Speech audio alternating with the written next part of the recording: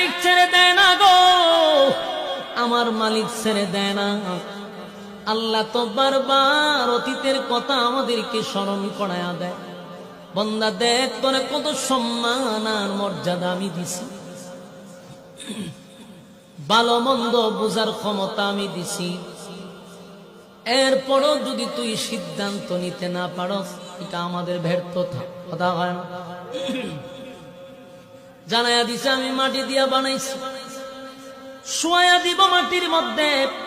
মিনহা খালাকনাকুম ওয়া ফিহা নুঈদুকুম ওয়া মিনহা নুখরিজুকুম তারাতান উখরা। এই বললাম মাটি দিয়া বানাইলাম, মাটির মধ্যে শোয়া দিব, আবার সেই মাটির থেকে তোরে দাঁড় করাবো। তাই আমি তোরে আগে স্পষ্ট করে দিলাম, এই জমিন দিয়া হাঁটার সময় সাবধানে হাঁটবি, তকব্বরি করবি না, বেড়াগিরি দেখাইবি না, বুক ফুলাইয়া হাঁটবি না, অহংকার আর গর্ব নিয়ে আমার জমিনে হাঁটবি না। কারণ এই মাটির ভিতরে তোরে শোয়ানো হবে। আজকে মাটির আপনি কুদাল দিয়া কাটেন, কোনো শব্দ নাই, কুড়াল দিয়া কাটেন, কোনো শব্দ নাই। এই মাটি সব সহ্য করে নেয়, একদিন তো মাটির কাছে আমার আসতেই হবে। বাড়িতে গিয়া হইবে, হ্যাঁ কই দেব, মাটির কাছে যাইবেন না আপনারা? যাইতো না, নদীটা বাসায় দিব আপনারা, কথা কই না দি লক্ষণ তুই রবো বোঝা যায়। মাটির তলে যাইতেন না আপনারা? আপনার এলাকাতে নদীটা বাসায় দেয়, হইতে পারে আপনার এলাকাতে নদীটা বাসায় দেয়, আমরা মানুষের খবর দেয়। বহু দূর আইছি না আমি, নবীনগর বহুত দূর, সিস্টেম ভিন্ন হইতে পারে। কিন্তু আল্লাহ বলেন আমি মাটি দেয়া বানাইছি, আবার তোদেরকে মাটিতে শোয়াবো, আবার সেই কাদা মাটি থেকে তোদেরকে আমি দাঁড় করাবো হিসাব নেওয়ার জন্য। এর মাঝখানে মাটিরও একটা হিসাব আছে তোমার আমার সঙ্গে। মাটির উপর দিয়া চলছ, কোন জায়গায় কোথায় দাঁড়াইয়া আখাম কোখাম করছ, সেদিন মাটি সব বলে দিবে, অস্তিত্ব থাকব। আল্লাহ কয় মাটিরে আমি কথা বলার সুযোগ করে দিব। প্রত্যেকটা মানুষের সঙ্গে মাটির একটা হিসাব আছে রে। সেদিন মাটি আমাদের কাছ থেকে হিসাব নিয়ে নিব জাগা মতো। তাই জমিনে চলার সময় অহংকার দেখাইয়া দেমাগ নিয়ে চলা যাবে না। আল্লাহ কয় বললা শুন, কিসের তো অহংকার? দৈনিক 5 বার আজরাইল আমাদের কাছে গো, আমারে আর তোমারে আল্লাহ বানাইতে 4টা কসম করছে। 4টা কসম কইরা বলে বানারে আমি তোমারে সুন্দর করে বানাইছি, সুন্দর করে বানাইছি। এত সুন্দর করে বানাইলো, নিজের হাত দিয়া বানাইলো, হুকুম দিয়া বানাইলো না, হাত দিয়া বানাইলো, সুন্দর করে বানাইলো, শ্রেষ্ঠত্ব দান করলো। কিসের জন্য? আওয়াজ দিয়া বলে ইবাদতের জন্য।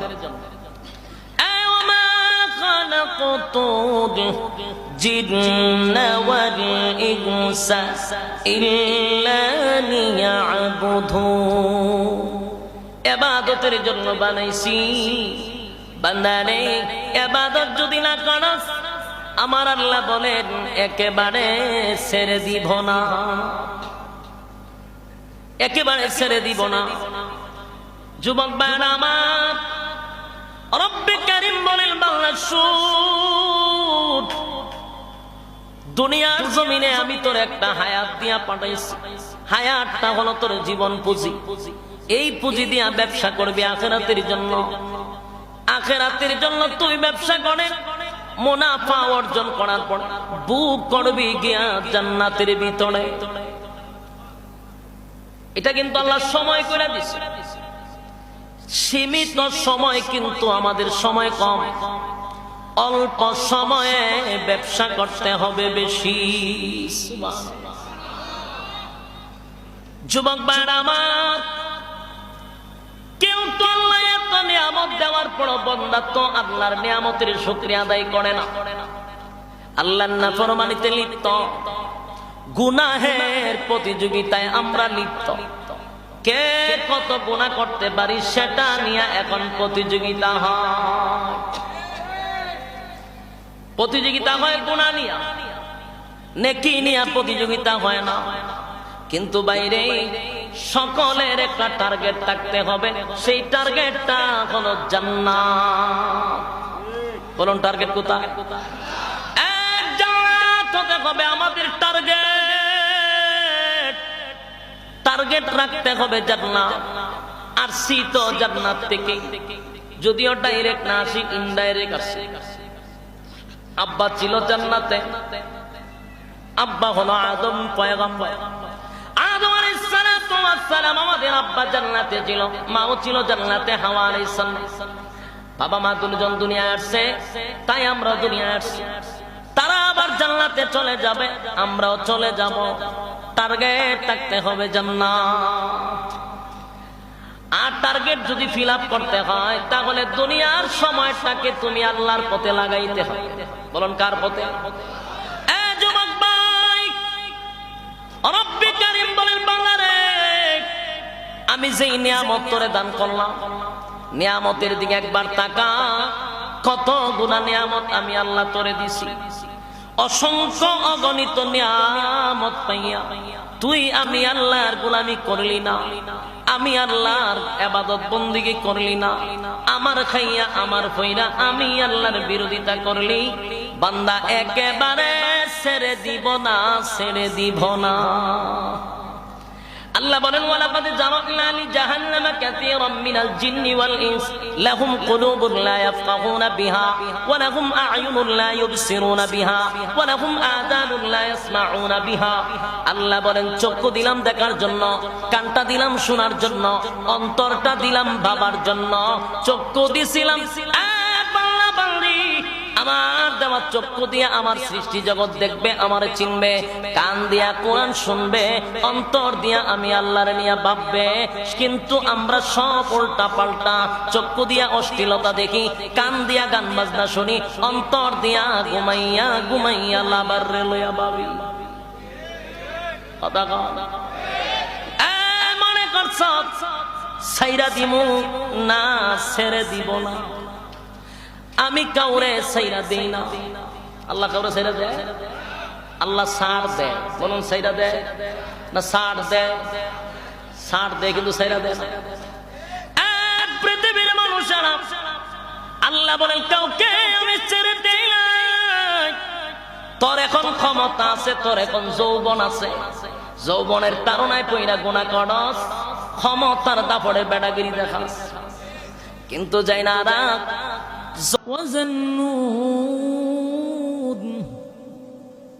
মাছওয়ালার ঘটনা বর্ণনা করতেছি,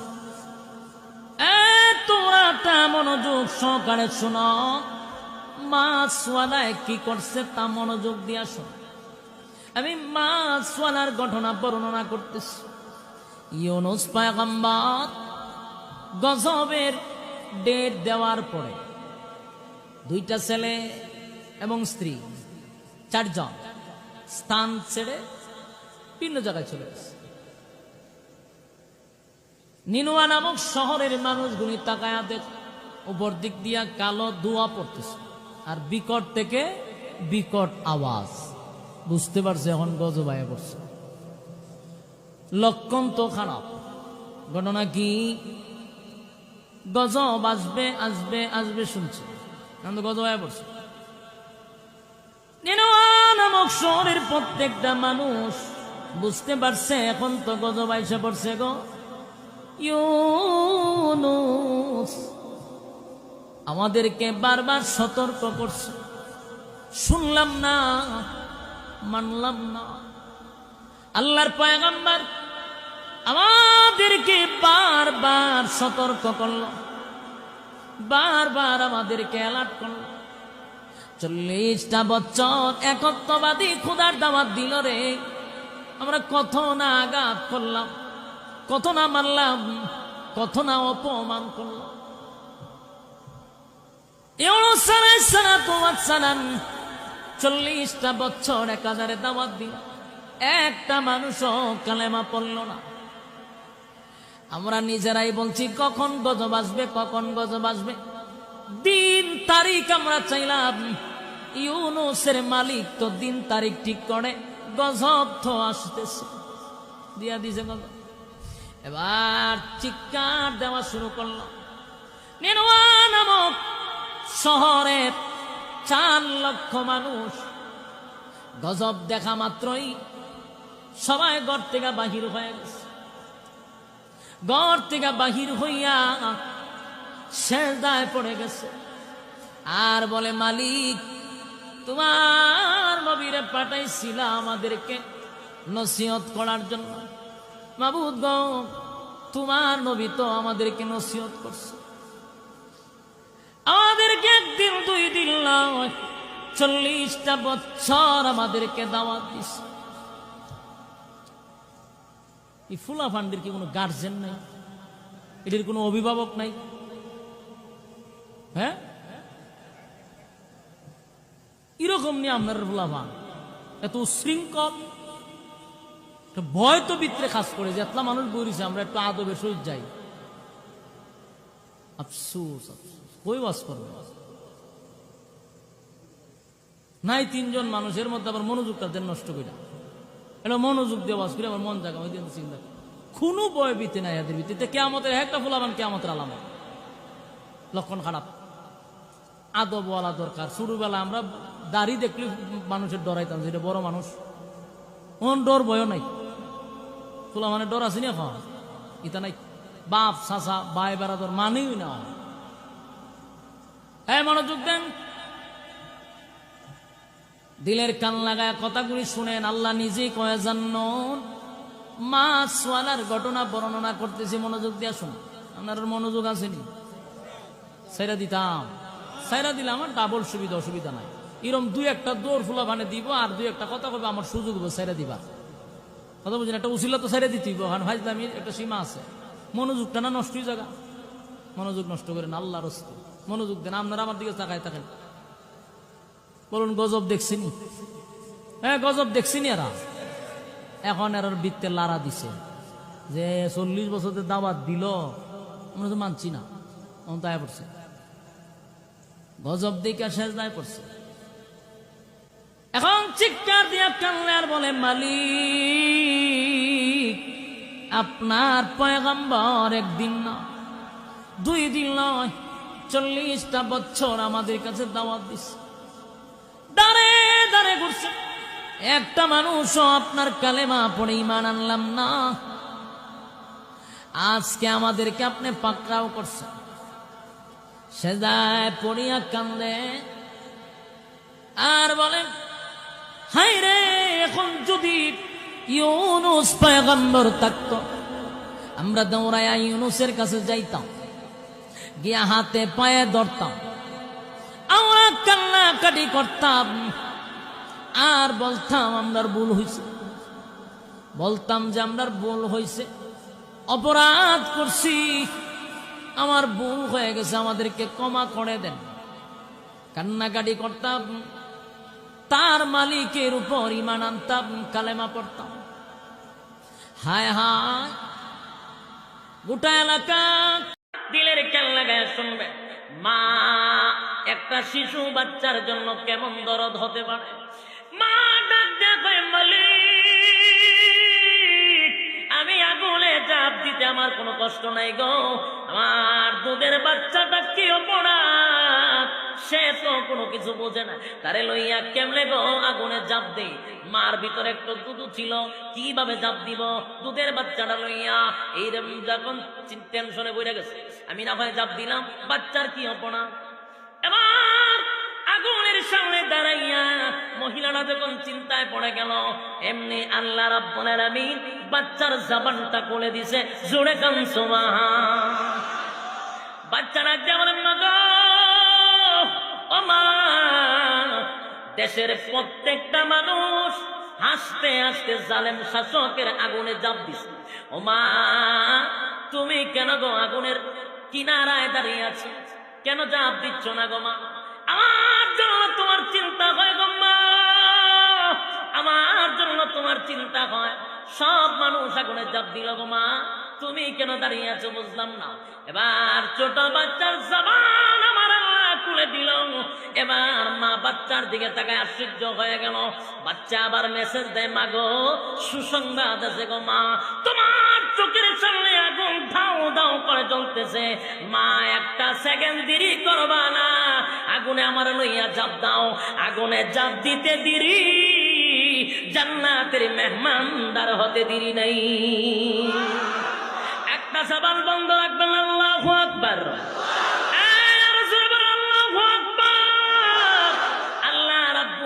জবান করে দিল বাচ্চার। মা একটা সেকেন্ড দেরি করে নাই, আগুনে জাপ দিছে।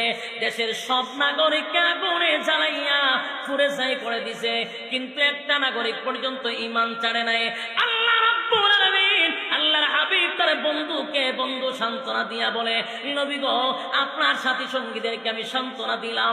যুগে যুগে এমন বহু জালেম শাসক ছিল, বহু নির্যাতন ইমানদাররা সহ্য করতে হয়। আপনার সাথী সঙ্গীদেরকে সান্ত্বনা দেন।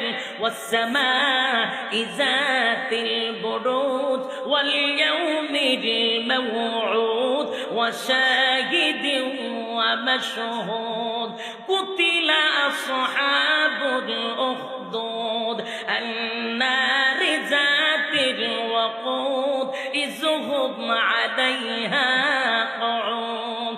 আল্লাহ রাব্বুল আলামিন চারটা কসম করে বলেন, নবী গো আমি আল্লাহ চারটা কসম করে বলছি, জালেমদের প্রতি আমি আল্লাহর অভিশাপ, আমি আল্লাহ গর্ত খননকারীর উপরে অভিশাপ, যারা আগুন ধরাইছিল তাদের উপরে অভিশাপ, যারা টিটকারি মুশকারি করছিল তাদের উপরে অভিশাপ।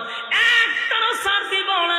কিয়ামতের কঠিন ময়দানে তাদেরকে আমি আগুন দিয়ে জ্বালাবো, পোড়াবো। কিয়ামতের ময়দানে চারটি প্রশ্নের উত্তর দেওয়া ছাড়া একটা মানুষকে পা নাড়াতে দেওয়া হবে না। তার ভিতরে একটা হলো ওয়ান শাবাবিহি ফিমা আবলা, যে যৌবন কালকে তুমি কোন কাজে কাটাইছো, এই 2 নম্বর কাজ করেছো, এর জন্য আল্লাহর কাছে জবাবদিহি করতে হবে। আমি জানি আমাদের এই চিৎকারের সমাজের যে স্রোত, বাদ ভাঙা স্রোত জাহান্নামের দিকে, এটা বন্ধ হয়ে যাবে না, এটা থেমে যাবে না। আমি জানি নবী রাসূলদের আহ্বানেও মানুষ থেমে যায় নাই, কিন্তু সেজন্য আলেমরা তাদের আহ্বান বন্ধ করবে না। ম্যাক্সিমাম যুবক সমাজের তারা আজকে এই অন্যায় কালচার, বয়ফ্রেন্ড গার্লফ্রেন্ড কালচারে গিয়ে, হারাম সম্পর্কে গিয়ে তারা শেষ হয়ে যাচ্ছে। এমন যুবক পাওয়া কঠিন যে যুবক দাঁড়ায় টান টান করে বুক সোজা করে বলতে পারবে যে আমার জীবনে কোনো অন্যায় স্পর্শ হয় নাই, আমি কোনো হারামে লিপ্ত হই নাই, তথাকথিত অবৈধ ভালোবাসার মধ্যে আমি নাই, আমার যৌবনকে আমি হেফাজত করেছি, বৈধ স্ত্রীর জন্য অপেক্ষা করছি, আমার দৃষ্টিকে হেফাজত করি, আমার চরিত্রকে আমি হেফাজত করি। সৎসাহসওয়ালা যুবক হাজারে এখন 2-4টা পাওয়া কঠিন হয়ে গেছে, সোনার হরিণ হয়ে গেছে। যুবক ভাইরা আমার, এই চরিত্র নষ্টের জন্য আল্লাহর কাছে হিসাব দিতে হবে।